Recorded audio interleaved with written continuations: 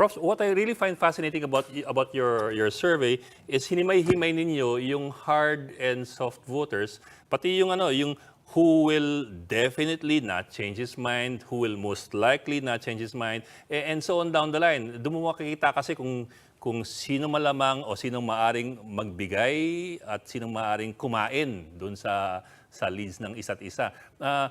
Can you give us a lowdown on that? What are your findings as to sino yung maaring i-mine ng sinong kandidato? Yeah, that's a very good question, Ed. And let's take a look at the front runners, former Senator BBM. Kasi syempre, if we look at the raw numbers, he has 57%. Yeah. Ang perspective dyan is, and the perspective of the others, yung mga other candidates, number 2 down, 2 to 5, is kahit pag samasamahin nila yung votes nila, Bitin. Bitin pa rin. Because if someone has more than 50%, it seems like there's no pathway. Pero, but how many of this 57% are solid voters who will be definitely voting for former Senator BBM? So yun yung hinimay namin because we're just looking at different possibilities. And this paghimay namin, or at least a question, out of the 57, 43 are hard voters, meaning they are not likely to change their votes.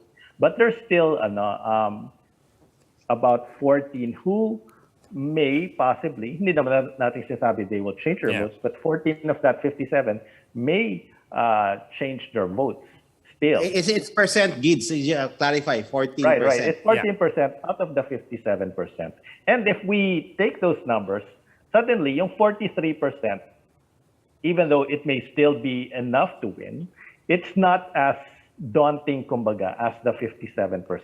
If we're just looking at the numbers, kumbaga, parang it's still difficult, but in a sense, parang it gives the other candidates a sense of baka possible pa. Oh, diba? I mean, it's still significant because in the past, as Dindo Manhit and other analysts keep pointing out, historically 36% is more than enough to basically reassure you in a contest where there's hardly anybody who comes out with a majority. Definitely, it's very significant.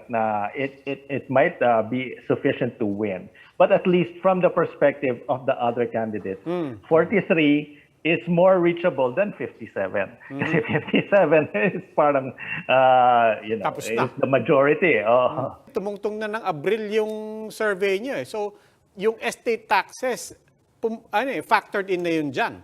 And if it is, I mean, what other issues might still be out there that might still change the narrative? Well, in our past surveys, we did ask, why people vote for certain candidates, no, and why they don't vote for these candidates. And in general, what seems to be resonant, the top 3 reasons why people don't vote for candidates. Number 1, he or she may be, there might be, he or she might have a corruption charge against them, no?